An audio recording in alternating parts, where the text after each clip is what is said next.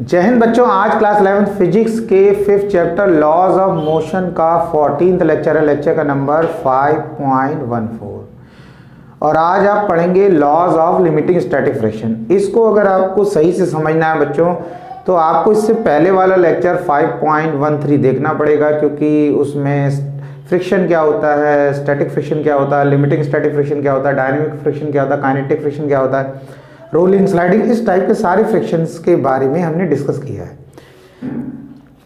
तो आज का टॉपिक हम स्टार्ट करते हैं। बहुत आसान सा टॉपिक है और आज हम पढ़ेंगे लॉज ऑफ लिमिटिंग फ्रिक्शन, और लिमिटिंग स्टैटिक फ्रिक्शन भी बोलते हैं इसको, मैक्सिमम स्टैटिक फ्रिक्शन भी बोलते हैं इसको।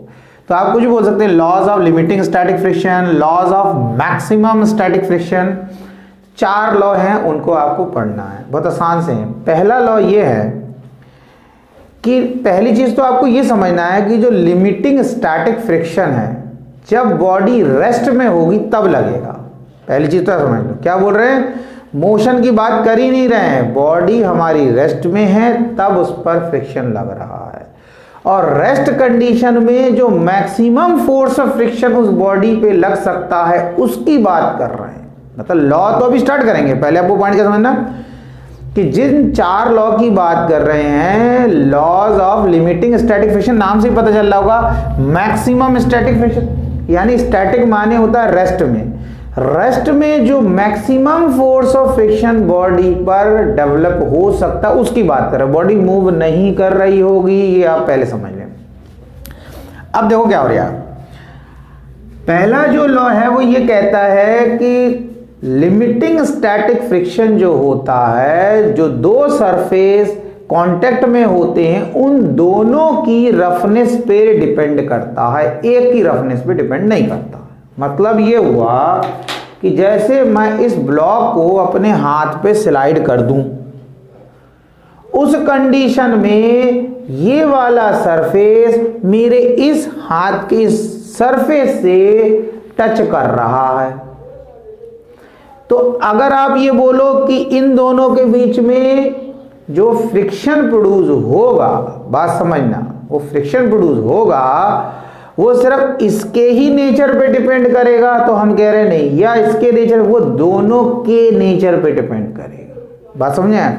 और फिर वही बात बता रहा हूं कि बॉडी मूव नहीं कर रही। अब आपको लग रहा हो हम तो कह रहे थे मूव ऐसे जा रही, हम जब इसकी बात करेंगे मैक्सिमम स्टैटिक फ्रिक्शन की तो बात समझना, जैसे ये ब्लॉक रखा होगा हम इस पे लगाएंगे फोर्स और हम चाहते हैं ये बॉडी वहां मूव कर जाए, लेकिन अभी मूव कर नहीं रही, क्योंकि इसको मूव कराने के लिए एक पर्टिकुलर वैल्यू तक फोर्स लगाना पड़ेगा। इसके लिए एक वैल्यू होगी, वो कैसे फाइंड करते हैं वही बताऊंगा मैं।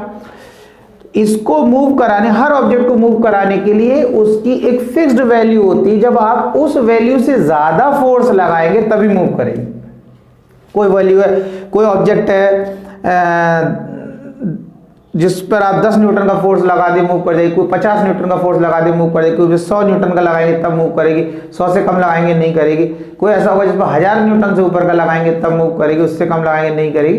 तो वो भी बताएंगे कि किस तरीके से हमें पता चलेगा कि उस बॉडी पे कितना फोर्स लगाए मूव करेगी। तो पहली चीज समझना, हमने एक ब्लॉक को रखा, हम इसे मूव कराना चाहते हैं, हम इस पे धक्का दे रहे हैं, लेकिन ये मूव नहीं कर रहा है। तो रेस्ट कंडीशन में इसमें कितना मैक्सिमम फोर्स डेवलप हो सकता है वो कैसे निकालेंगे, वही बात है। तो पहले उन्होंने ये कहा कि जो लिमिटिंग स्टैटिक फ्रिक्शन होता है वो जो 2 सरफेस कांटेक्ट में है, यानी कि ये वाला सरफेस है, इन दोनों के नेचर पे डिपेंड करता है, पहला लॉ। दूसरा लॉ जो है वो ये है कि ये जो लिमिटिंग स्टैटिक फ्रिक्शन है ये टेंजेंट के अलॉन्ग लगता है। जैसे क्या हुआ, जैसे ये ब्लॉक यहां रखा है, अब मैंने क्या किया, मैं इस ब्लॉक को इस डायरेक्शन में फोर्स लगा रहा हूं। अब मैंने देखो एक चीज पहले क्लिक कर दूं, मैं ये नहीं कह रहा हूं मैंने फोर्स लगा दिया चला गया, मैं इसे इस डायरेक्शन में ले जाना चाहता हूं, उसके लिए मैं फोर्स लगा रहा हूं। उस कंडीशन में मैं तो फोर्स लगा रहा हूं लेकिन अभी ब्लॉक मूव नहीं कर रहा है, क्योंकि जितना इसको मूव करने के लिए फोर्स चाहिए उतना नहीं लगा पा रहे हैं, वो उससे अभी कम है।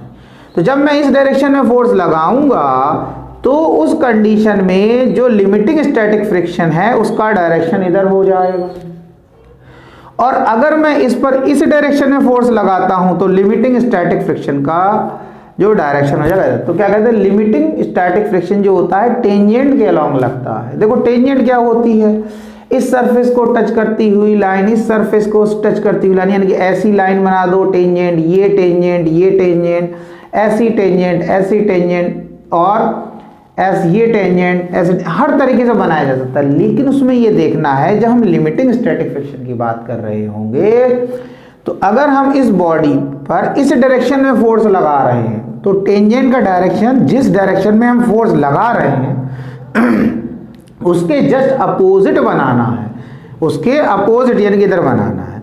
अगर मैं इस डायरेक्शन में फोर्स लगाता हूं, मूव कराना चाहता हूं, तो टेंजेंट ऐसी बनेगी, और जो दो सरफेस कांटेक्ट में है वही टेंजेंट बनाना है। इधर ले जाना चाह रहे हैं तो टेंजेंट ऐसी बनेगी, बात समझ में है। और मैं इसको इधर ले जाना चाहता हूं इस डायरेक्शन में तो टेंजेंट इधर बनेगी, मैं इसको इस डायरेक्शन में ले जाना चाहता हूं तो टेंजेंट यहां बनेगी। दो सरफेस कांटेक्ट में यहां पर, ये वाला सरफेस और ये सरफेस, तो वही टेंजेंट बनाना है। जिस डायरेक्शन में हम उस ऑब्जेक्ट को ले जाना चाह रहे हैं, हम अभी इस ऑब्जेक्ट को इस डायरेक्शन में ले जाना चाह रहे हैं, इधर फोर्स लगा रहे हैं, मूव नहीं कर रहा, फोर्स लगा रहे हैं, तो जो लिमिटिंग स्टैटिक फ्रिक्शन है उसका डायरेक्शन ये हो जाएगा। तो ये था हमारा सेकंड लॉ।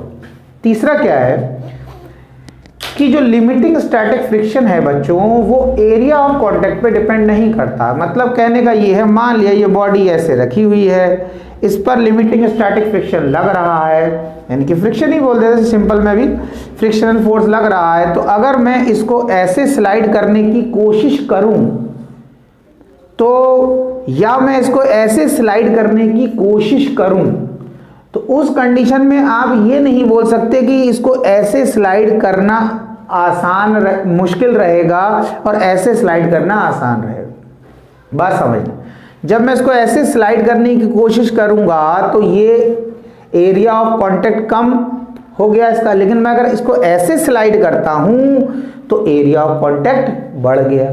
तो अगर मैं इस तरीके से स्लाइड करने की कोशिश करता हूं या मैं इसे ऐसे स्लाइड करने की कोशिश करता हूं, दोनों ही कंडीशन में लिमिटिंग स्टैटिक फ्रिक्शन की वैल्यू सेम होगी। ऐसा नहीं है कि एरिया ऑफ कांटेक्ट बढ़ गया तो लिमिटिंग स्टैटिक फ्रिक्शन की वैल्यू बढ़ गई, या एरिया ऑफ कांटेक्ट ये कम हो गया, ऐसे में स्लाइड करने की कोशिश करता हूं तो लिमिटिंग स्टैटिक फ्रिक्शन कम नहीं होगा। वो एरिया ऑफ कांटेक्ट पर डिपेंड नहीं करता। या मैं इसको ऐसे कर लूं, एक वर्टेक्स पे इसको ऐसे रोक दूं और इसको स्लाइड करने की कोशिश करूं किसी भी डायरेक्शन में, और मैं सोचूं अब एरिया ऑफ कांटेक्ट तो बहुत ज्यादा कम हो गया है, तो लिमिटिंग स्टैटिक फ्रिक्शन की वैल्यू कम हो जाएगी। लिमिटिंग स्टैटिक फ्रिक्शन की वैल्यू एरिया ऑफ कांटेक्ट पर डिपेंड नहीं करती है। बात समझ में आ गया? ये हमारा था तीसरा। अब जो चौथा है वो बहुत इंपॉर्टेंट है बच्चों, उसको आपको समझना है। देखो एक डायग्राम में बनाता हूं। जैसे ये हॉरिजॉन्टल सरफेस है, इस पर बेटा एक ब्लॉक रखा हुआ है, ठीक है, ये ब्लॉक रखा है, वेट नीचे की तरफ लग रहा है इसका, ये हो गया mg, और नॉर्मल रिएक्शन ऊपर की तरफ लग रहा है, ये हो गया r, ठीक है। अब देखो एक बात क्या होती है, अभी ये नॉर्मल रिएक्शन है, उसको आप पहले समझ लो। नॉर्मल रिएक्शन क्या है? देखो ऐसा है, जो नॉर्मल रिएक्शन है ये वही एक्शन रिएक्शन वाला रिएक्शन है। आपने न्यूटन का तीसरा लॉ पढ़ा होगा, उसमें बोलते every action there is an equal and opposite reaction. तो जब हम इसकी बात कर रहे हैं तो ये नॉर्मल रिएक्शन वही every action there is an equal and opposite reaction ही है, लेकिन इसमें एक वर्ड यूज कर लिया नॉर्मल रिएक्शन। तो कई बार नॉर्मल वर्ड आता है, आपको ये समझना है कि फिजिक्स में नॉर्मल का मतलब होता है परपेंडिकुलर। आपने रिवर के क्वेश्चन करे होंगे, रिवर बोट के क्वेश्चन करे होंगे, स्विमर वाले क्वेश्चन करे होंगे कि एक आदमी जाता है और वो रिवर करंट के नॉर्मली जंप कर जाता है, यानी कि जैसे नदी में पानी ऐसे बह रहा है तो वो ऐसे जंप कर जाता है। तो रिवर करंट के साथ वो आदमी कितना एंगल बना रहा है? 90 डिग्री। रिवर ऐसे जा रही है, रिवर इस तरीके से बह रही, वो ऐसे कूदता है। क्वेश्चन में दिया होता है एक आदमी जंप कर जाता है रिवर में normal to the river current. Normal to the river current का मतलब समझो कि वो रिवर करंट के परपेंडिकुलर कूद जाता है। उसका मतलब ये नहीं है कि वो आदमी नॉर्मल है, पागल नहीं है, तो सही है तो कूद गया, नहीं वो उसकी बात नहीं कर रहे हैं, वो कह रहे हैं 90 डिग्री बना के कूदता। तो नॉर्मल वर्ड का मतलब हो गया परपेंडिकुलर। तो देखो ये जो नॉर्मल रिएक्शन है, इसको नॉर्मल रिएक्शन बच्चों इसलिए बोलते हैं, ये हमेशा बॉडी के सरफेस के नॉर्मल ही रहता है, यानी कि 90 डिग्री बनाता। मैं आपको एक जैसे एग्जाम्पल बता दूं, अभी हम बात कर रहे हैं लिमिटिंग स्टैटिक फ्रिक्शन, इसमें तो बॉडी रेस्ट में रहेगी, लेकिन अगर मोशन में भी है तो मैं आपको एक बात बताऊं, जैसे मान लो कोई ये गाड़ी चल रही है और ये इस पर नॉर्मल रिएक्शन है, ऐसे जब ये गाड़ी ऐसे जा रही है किसी पुल पर चढ़ रही है, तो देखो ये जो पेन है अभी 90 डिग्री बना रहा है, ये ऐसे ही रहेगा, ऐसे ये इस तरीके से देखो 90 डिग्री बनना है। अब ऊपर पे गई, फिर पुल पे सीधा चलने लगी, फिर उतरने लगी, तो इस कंडीशन में ये जो नॉर्मल रिएक्शन है ये 90 डिग्री ही बनाता रहेगा। जैसे मैं आपको डायग्राम भी बना के दिखा दूं, जैसे इस तरीके का मैंने बना दिया, इस तरीके का बना दिया, इस तरीके का bना दिया और इस तरीके का। फॉर एग्जाम्पल अब यहाँ पर हम एक गाड़ी ऐसे बना देते हैं, कोई ऑब्जेक्ट जा रहा है, ठीक है, ये ऑब्जेक्ट जा रहा है, तो नॉर्मल रिएक्शन ऐसा लग रहा है आर।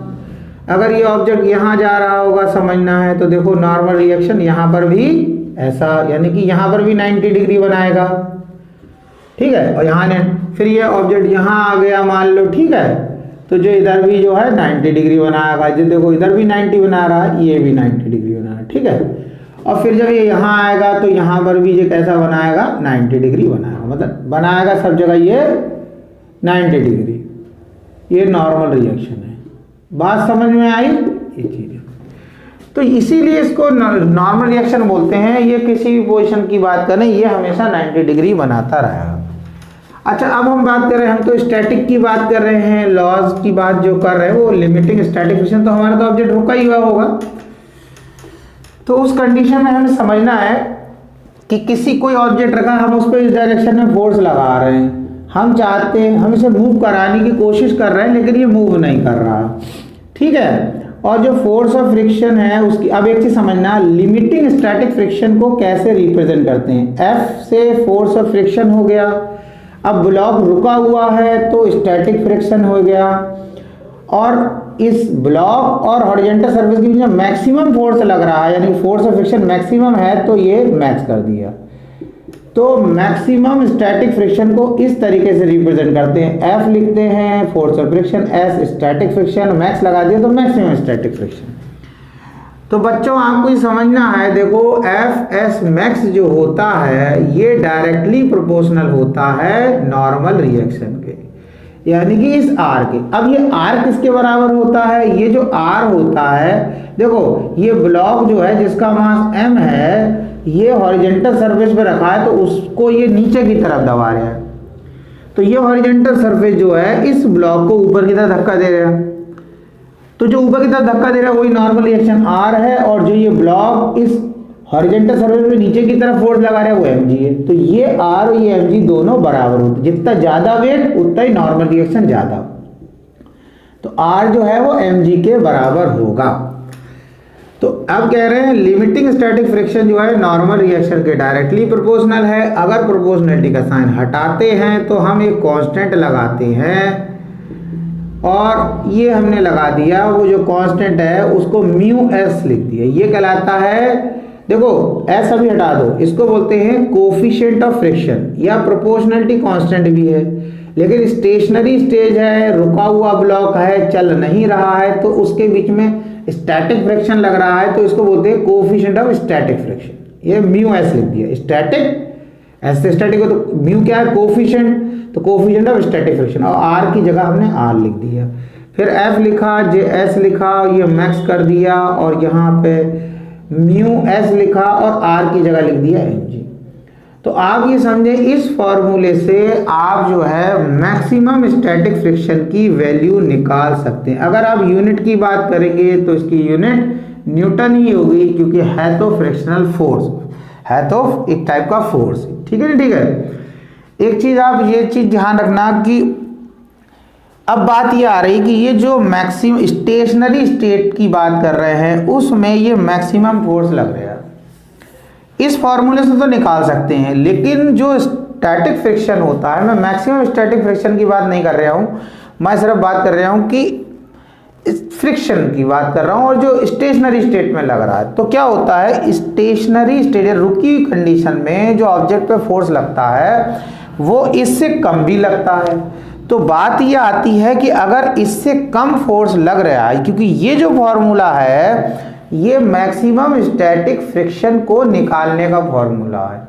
अब कोई ये कह रहा है क्योंकि ये जो स्टैटिक फ्रिक्शन, बात समझना, देखो तभी मैंने कहा आपसे कि अगर आपको ये लेक्चर सही समझना है तो आपको इससे पहले वाला लेक्चर देखना होगा। अगर आपने पढ़ रखा है तो ठीक है, मतलब आपको पता होना चाहिए कि स्टैटिक फ्रिक्शन क्या होता है, मैक्सिमम स्टैटिक फ्रिक्शन क्या होता है, लिमिटिंग स्टैटिक फ्रिक्शन क्या होता है, तो इससे सब चीज पता, तभी आपको अच्छे समझ में आएगा। देखो तो इस फॉर्मूले से तो हम मैक्सिमम स्टैटिक फ्रिक्शन निकाल सकते हैं, लेकिन जो स्टैटिक फ्रिक्शन होता है अगर हम उसकी बात करें, रुकी हुई पोजीशन में जो फ्रिक्शन लग रहा होता है उसकी वैल्यू इससे कम भी होती है, क्योंकि ये तो रुकी हुई कंडीशन में मैक्सिमम वैल्यू है। तो हम उसको कैसे निकालेंगे, तो उसके लिए हमारे पास कोई फॉर्मूला नहीं है। आप एक बात समझ, तो निकलेगा कैसे? निकलेगा ऐसे, जैसे मान लो ये जो ब्लॉक है इसका कुछ मास है, मैंने उसकी वैल्यू पुट कर दी, ग्रेविटी की वैल्यू पुट कर दी, म्यू की वैल्यू पुट कर दी, और ये वैल्यू सॉल्व करके आ गई 50 न्यूटन। समझ गए?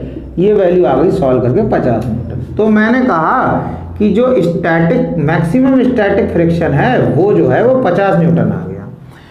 अब क्या होता है, हम बात कर रहे हैं सिर्फ स्टैटिक फ्रिक्शन की, भाई स्टैटिक फ्रिक्शन कितना लग रहा होगा, तो उसको कैसे निकालेंगे? हमने तो कह रहे इसका कोई फॉर्मूला ही नहीं बना है। तो उसको आपको समझना है बच्चों कि जो स्टैटिक फ्रिक्शन होता है वो उसको बोलते हैं सेल्फ एडजस्टिंग फोर्स। तो क्या होता है, जैसे मान लो ये जो अप्लाइड फोर्स है, ये वाला फोर्स जो है वो अभी 0 लग रहा है, ये फोर्स मैं इसको ऐसे लिख देता हूं, ये फोर्स जो है ये अप्लाइड फोर्स है और ये हमारा स्टैटिक फ्रिक्शन है। बात समझना, तो ये अप्लाइड फोर्स जो है बच्चों वो लग रहा है 0। जब जो 0 लग रहा है तो जो फोर्स ऑफ स्टैटिक फ्रिक्शन भी 0 हो गया। फिर ये लगाया आपने 10 न्यूटन तो ये भी 10 न्यूटन हो गया, ये लगाया 20 न्यूटन तो ये भी 20 न्यूटन हो गया। ठीक है, ये लगाया ऐसे करके बढ़ाते जाओ आपने लगाया 40 तो ये भी 40 हो गया। तो आप देख रहे हो जैसे जैसे अप्लाइड फोर्स की वैल्यू बढ़ा रहा है जो स्टैटिक फ्रिक्शन बढ़ता चला जा रहा है, और जब आपने लगाया जो 50 न्यूटन का तो ये भी 50 हो गया। इस कंडीशन में हम इस वाले को, क्योंकि ये रुकी पोजीशन में ये मैक्सिमम फोर्स है, क्योंकि इससे ज्यादा फोर्स अगर लगा दिया आपने 50 न्यूटन से ज्यादा तो फिर ये रुका हुआ नहीं रहेगा, ये मूव कर जाएगा।